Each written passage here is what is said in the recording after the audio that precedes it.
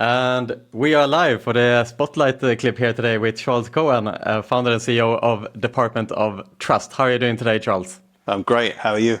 Oh, I couldn't be better. I'm really excited to have you on here today, Charles, to talk about a really important topic and a timely topic now for the industry, which is kind of the friction that is related to the current KYC processes and AML checks that customers have to go through today in order to play at operators here in the regulated landscape, especially over in Europe.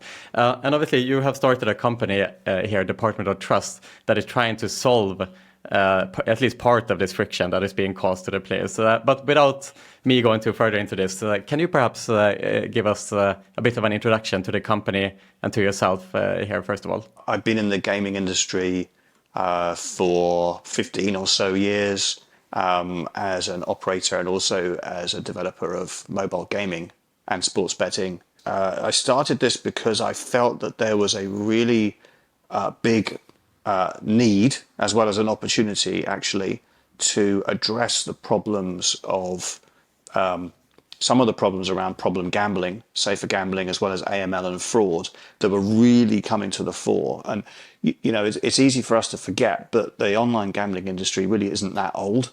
And certainly the scale of it, and particularly what happened over the pandemic period, we've got a digitized industry, but we've got a lot of analog processes in the back office, and the problems were beginning to mount. And you can see this, you know, frankly, from some of the fines that have been imposed on operators around failures for social responsibility and for AML. And then obviously during the pandemic, there was a lot of additional burden being placed on operators to conduct affordability checks on players in the UK, although there's some controversy about the extent to which that should have happened. But the reality is that with the growing number of players coming through online channels and increasing scrutiny from regulators on ensuring that operators know more about their customers, understand their customers, so that they can be sure, particularly at the higher end, that that gambling isn't causing harm for financially vulnerable people. That those trends are set and they are colliding in the industry. And so you have this terrible situation where the operators who wanted to do the right thing were facing a terrible choice, because they knew that when they called their customer up and say, we need evidence that you can afford your spend with us, the only way for them to do that was to ask for copies of people's bank statements and their wage slips. Now, at the very, very high end, where you're talking about AML checks, that's kind of understandable. But at the lower end, where you're just talking about somebody who happens to be spending more than the average player, that is a disaster, because 90 to 95% of people who are asked for those documents just refuse. And what do? They close their account, or they have to have their account closed by the operator because they're not allowed to trade with them anymore. And that person just simply goes to the next website and opens an account and starts playing there. And they keep going. And I think of it as like a merry-go-round.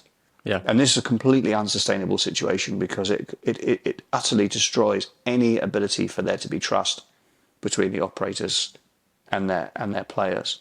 So that's why I set up Department of Trust, is essentially to solve that problem, because the idea that we had was that regulators were almost certainly going to impose wider and much more extensive requirements on operators to carry out financial KYC on players. So they already do identity KYC, which is just literally, do you know who this person is?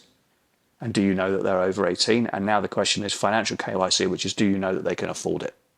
Right, and not only is it this merry-go-round, I presume, between the regulated operators, but perhaps eventually the player just find himself into the black market operator, where they don't have to go through these difficult KYC processes, right? It's inevitable, right? Because eventually you will run out of operators. In fact, probably quite quickly you will run out of operators. And there's almost certainly going to be some chat rooms around somewhere where people say, well, if you go to these guys, they don't ask you for paperwork. Right, exactly. Okay? And so this is a huge issue for the regulated operators, right? That customers are met with this huge friction. And can you explain a little bit more in detail? So obviously you are trying to remove this friction that the customers are facing today. Can you talk a little bit more about how you tackle those issues through your product? Yeah, so we are taking advantage of a new piece of data which really wasn't even available 3 years ago, which is, it goes under various titles, but in the UK it's called open banking. In Right. Europe, most of the world, it's called PSD2. In the US, there are various different networks that do the same thing, and it's available in Australia and Canada and, you know, large parts of the world. And open banking is part of the plumbing of the fintech revolution, and it enables, you know, everything from Revolut and Monzo on one end, those challenger banks, all the way through to when you open your mobile banking app and it tells you the names of the merchants where you've bought your sandwiches from, to the other end, which is, you know, if you go to rent an apartment in the UK now, most of the time you're not actually doing a credit check. They ask to analyze your bank data. All of these use open banking. Okay, so 2-minute discussion about open banking, right? Just to explain to people what it is. The opportunities to use this data are just extraordinary. So what is it? Open banking is a government regulated protocol.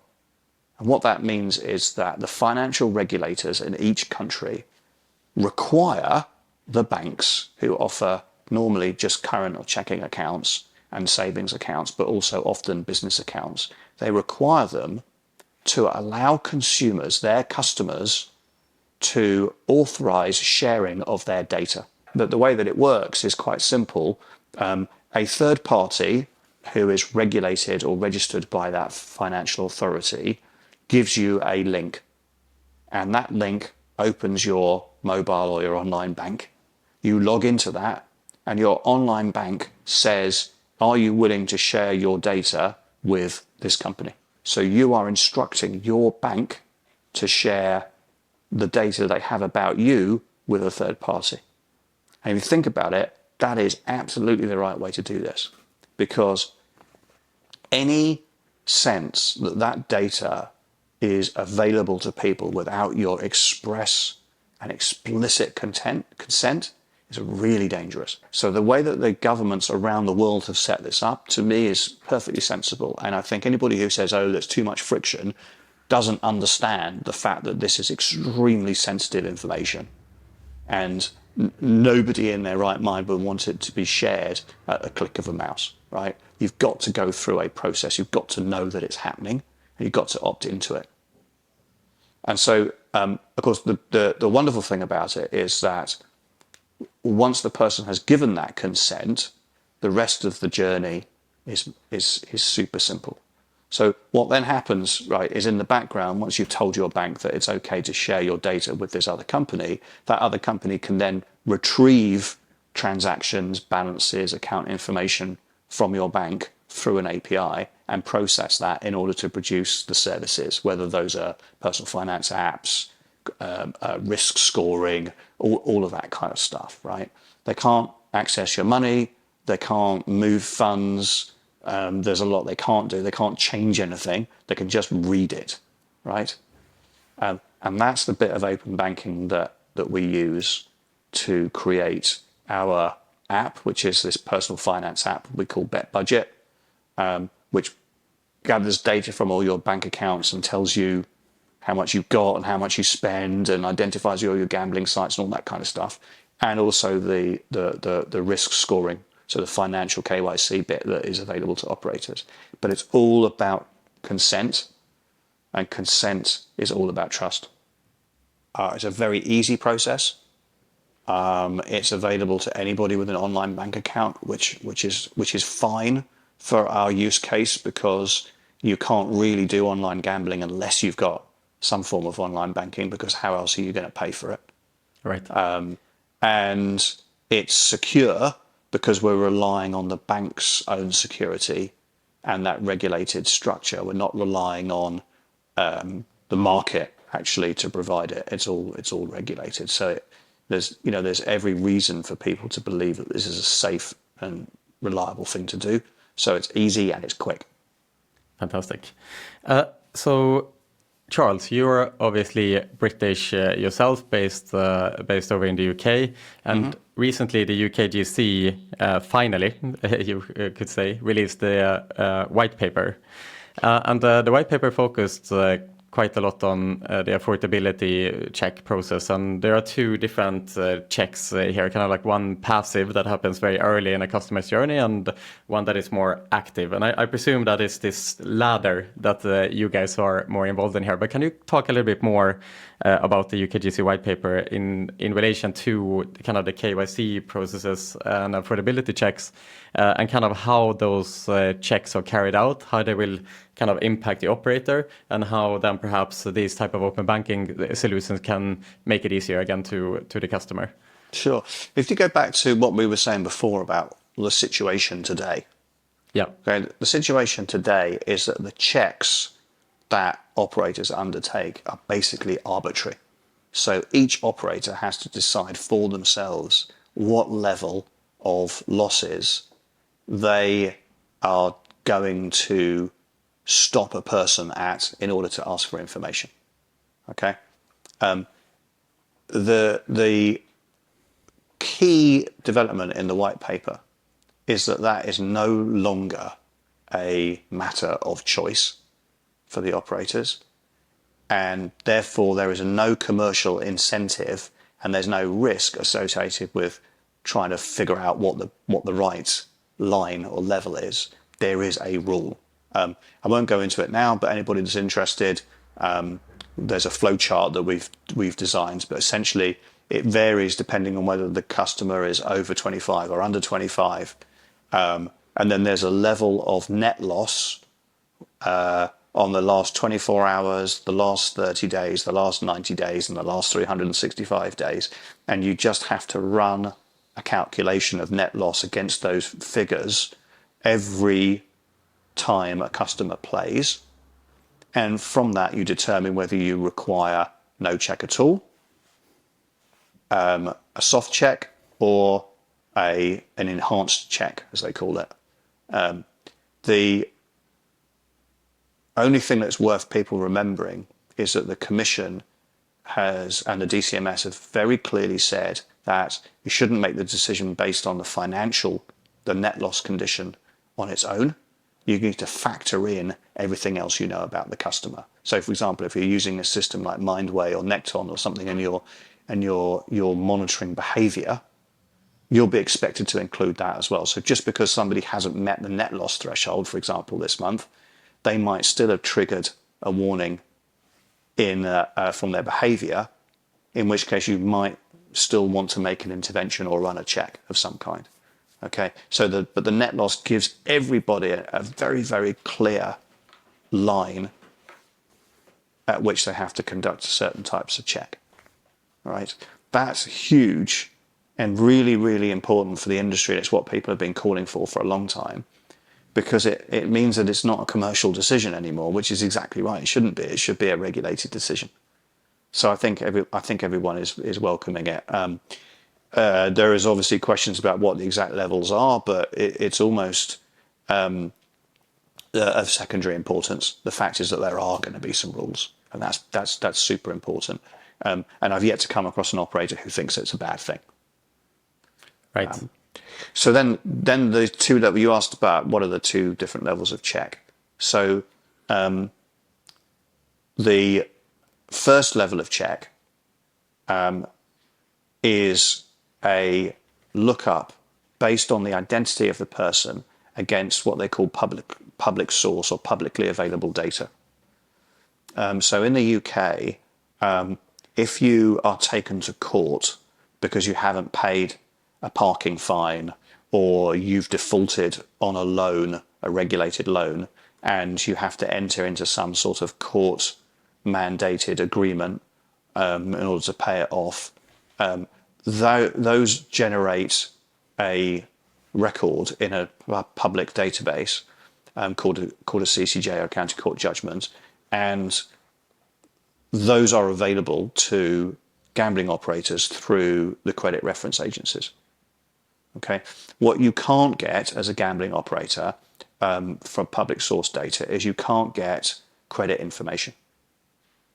So because gambling operators are not lenders themselves, they don't legally have access to sensitive data like how many credit cards a person has got, how much debt they've got, whether they're behind on any of their payments, and so on. Now, that information might be considered to be quite valuable for this purpose, but it's not available.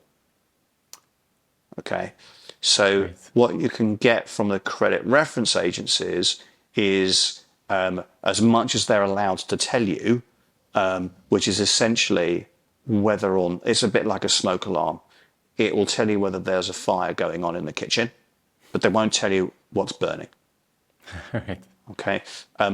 The value there, of course, is that it's going to pick up people that are in reasonably long-term distress. Because of the amount of time, obviously, these sorts of things take to go through the system. You're talking about months and months and months.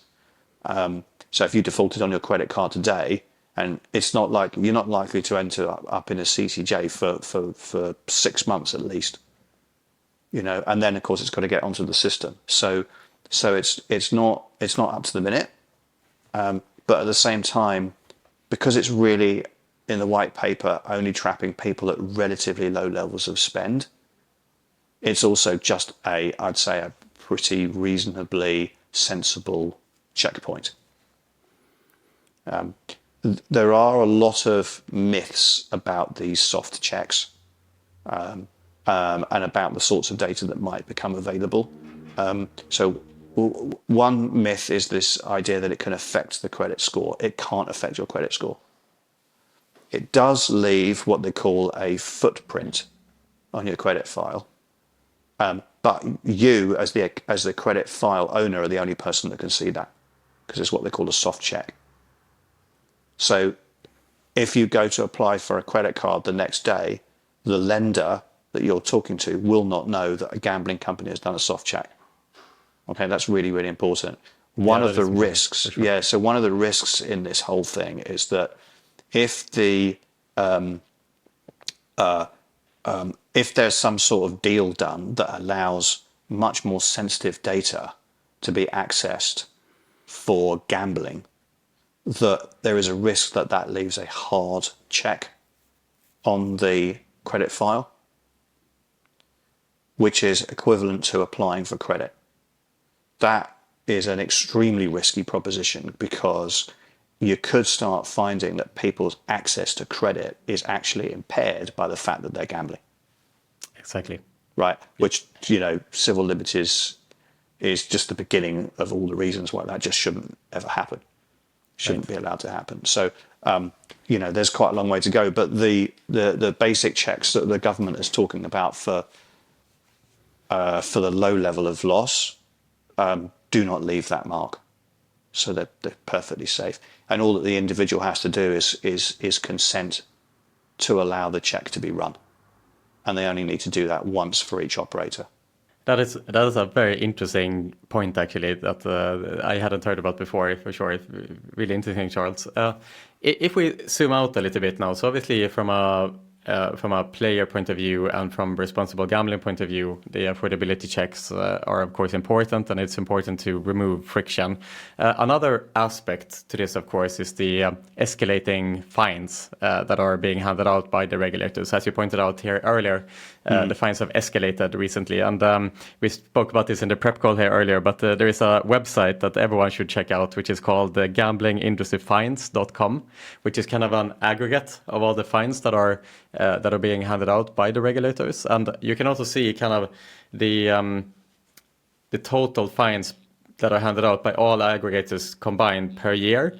And if you look, to 2018, it's in the tens of millions. But in 2022, it peaked at something like 250 million pounds in fines that were handed out between all regulators. So obviously this is a massive issue for the operators that aren't necessarily that happy to pay the regulators this amount of money. Why do you think it is that the industry has not been able to adjust to this new regulatory landscape?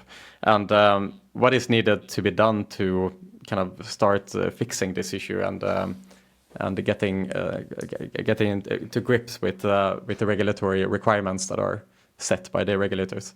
So if you just look at the UK situation on its own for the moment, most of the fines are a combination of social responsibility and AML failings. And I've yet to come across an operator who doesn't take this stuff really deadly seriously, even if they haven't been fined.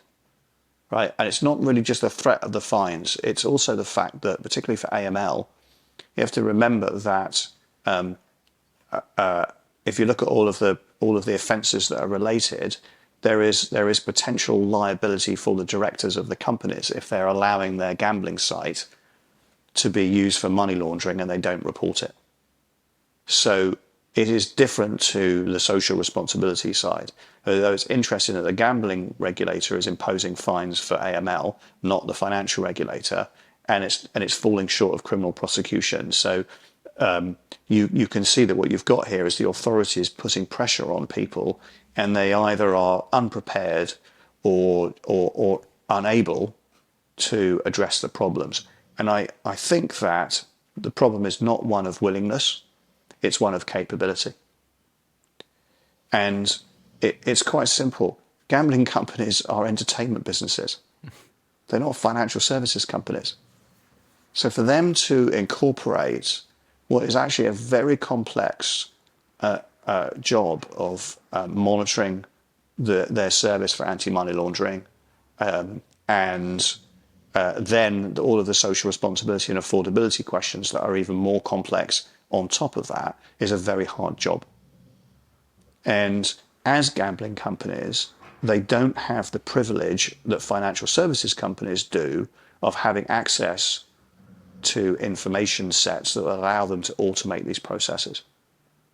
And so they've been stuck in this really impossible position where they've been asked for greater levels of compliance on more and more of their players, but without the ability to actually get that data in a way that doesn't harm their business.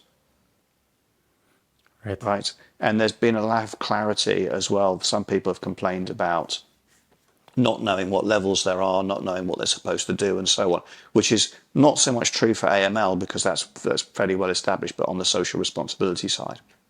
And so I think the fines that have begun to escalate are a function of that, and also just frankly a function of the growth of the industry and the scale of the online business now, which a few years ago wasn't really there. And a lot of it takes a couple of years for some of these fines to work their way through the system.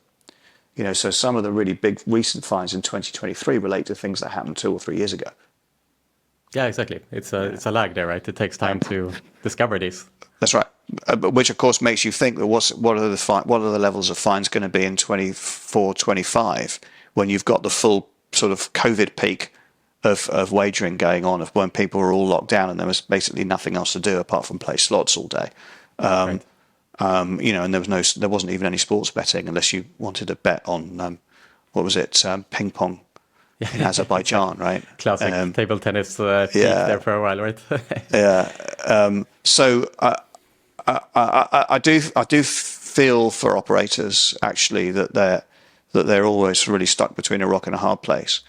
But the positive thing is, of course, is that there are products like ours, and there are other systems out there now in other areas, particularly on the AML front, which do give operators scope to automate these processes and scale them without compromising quality.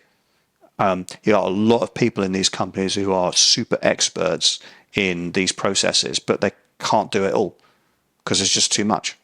So they need the tools, and that I think we're catching up. Really. Yeah. Final question for you here today, Charles. flying over the Atlantic over to the US, to North America. The North American market is much younger, of course, and we haven't really seen that big focus from the regulators on affordability checks, responsible gambling, so on and so forth. It's still very much up to the operators to regulate themselves. Do you think in the North American market these type of tools eventually will become important as well? Do the operators already now need to kind of preempt future regulatory changes in order to stay ahead? Yeah, so because I think the real question is, do we believe that US legislators and regulators will begin to impose tighter regulations around problem gambling, right? Safer gambling. Will they or won't they? I think the answer is almost inevitably yes, they will. But as you know, in the US, it's done on a state-by-state basis. So some states are going to be more progressive than others.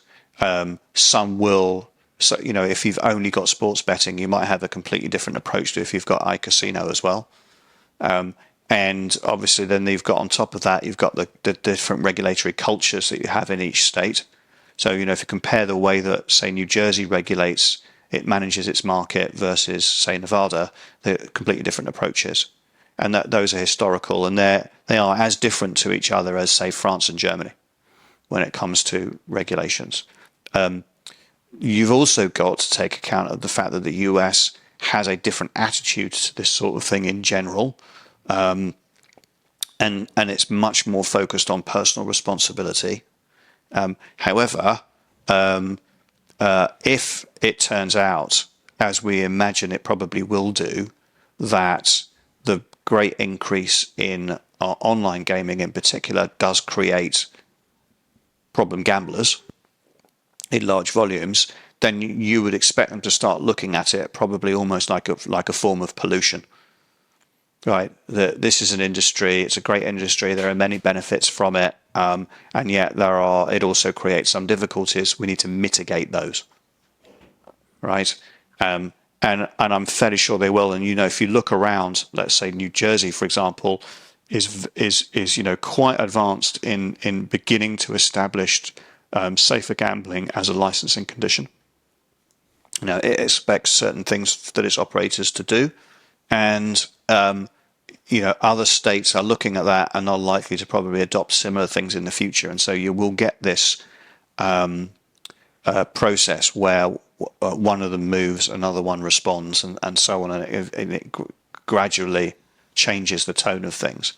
But I'm absolutely certain that it will.